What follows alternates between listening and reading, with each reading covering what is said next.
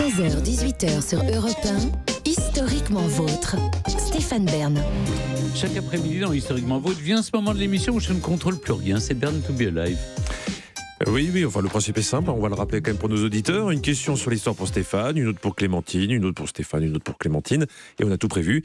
Si les compteurs sont toujours à zéro au bout de 4 questions, eh bien une dernière est prévue pour les départager dans la nullité. Il y aura forcément un gagnant. Alors jouons. On commence avec vous Stéphane.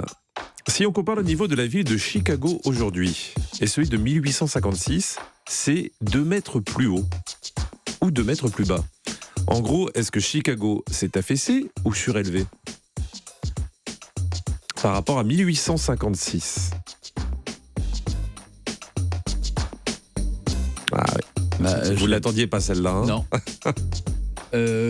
C'est au bord du lac Michigan. Pourquoi ça serait affaissé? 4. Est-ce que le sol serait un peu meuble du fait de sa proximité avec le lac, justement, avec le... Regardez, Stéphane, Il y a peu de villes qui sont montées. Oui, ça paraît curieux. C'est pas curieux, une ville qui prend de la hauteur, si vous voulez. À part qu'on la démolisse et qu'on la reconstruise plus haut. Mais en général, tout s'affaisse. C'est le principe de la pesanteur. Mais Stéphane, Exactement. en même temps, est-ce que c'est pas un piège? Même nous.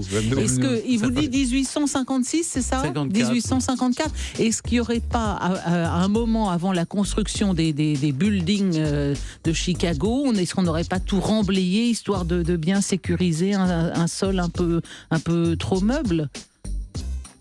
Regardez par exemple à Paris le couvent des Bernardins, la grande salle là, n'avait jamais été, on l'avait jamais vue dans son entièreté parce que d'emblée, comme elle était au bord de la Seine, elle s'enfonçait. Donc on l'a remontée. Non, on va pas remonter, non mais c'est vrai que c'est absurde. Alors on l'a remonté ou on l'a descendu? Mais je pense que logiquement, ça s'est doit affaissé ou descendre, remonté? ça doit C'est qu'elle s'est s'affaisser, affaissée. c'est que ça Donc, s'affaisse. vous mais- dites- Elle a perdu 2 mètres. Elle a perdu 2 mètres, on vérifie. Vous avez perdu. Je suis désolé. Non, Chicago est 2 mètres plus haut qu'en 1856. Cette année-là, créer un réseau d'égouts devenait urgent. 2 ans avant, 6% de la population est morte du choléra. Mais on ne pouvait pas creuser car le lac Michigan était au même niveau, rendant le drainage impossible. On a donc décidé de surélever la ville de 1 à 2 mètres. Exemple, en 1858, une maison de 4 étages et 750 tonnes a été surélevée. Et la même année, 50 maisons identiques ont subi le même sort. Le plus gros bâtiment soulevé fut de 27 000 tonnes, et ce, avec un système de vérin à vis. L'histoire retiendra que c'est une solution que j'avais envisagée, mais pour finir de façon plus rationnelle, effectivement. Je me serais rangé, je pense, à votre avis, Stéphane. c'est pas Je grave, suis c'est pas content d'avoir grave. perdu parce que moi j'ai appris quelque chose.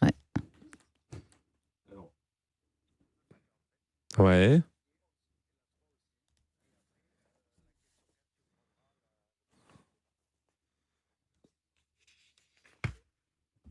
Ça magouille. Je sens que ça magouille. D'accord. Ils se sont donné le mot. D'accord.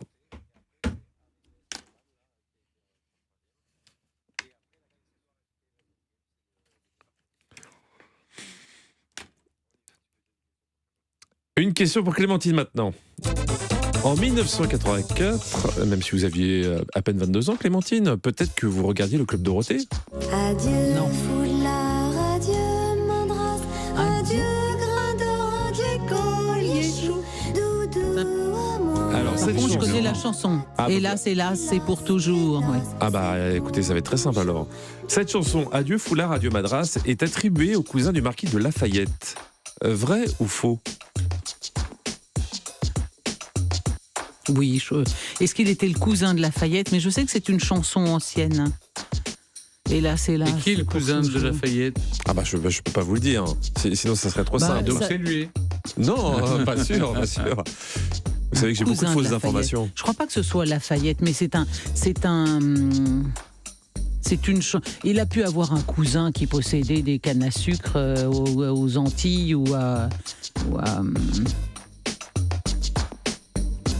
Alors, est-ce que c'était de la famille du marquis de Lafayette et son Oui, cousin? oui, moi je pense que ça peut être un membre de la famille du marquis de Lafayette qui a écrit cette chanson. Je pense que c'est une chanson du 18e, en effet, une chanson assez ancienne.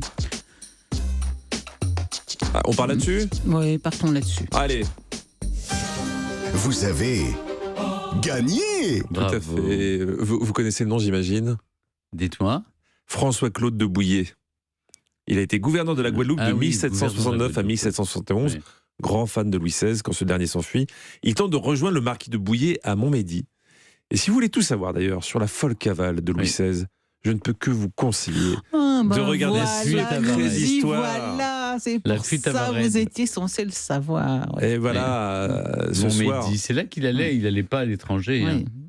Mais on va tout savoir grâce à Secret d'Histoire. Exactement, ce soir, Secret d'Histoire sur France 3. C'est un inédit sur la fuite à Varennes. Oui. À ne pas manquer, évidemment. Oui. Une question pour vous, Stéphane, pour égaliser. Harry S. Truman a été le 33e président des États-Unis d'Amérique, et ce, de 1945 à 1953. Il a eu un petit caprice. Il a voulu changer la baignoire de la Maison-Blanche. Pendant les travaux, il dormait à la résidence officielle de Blair House, en face. Tous les matins et tous les soirs, il devait traverser la rue pour rejoindre le bureau ovale. Vrai ou faux? Harry Truman. Harry Truman. Harry Il fait S. ce qu'il voulait.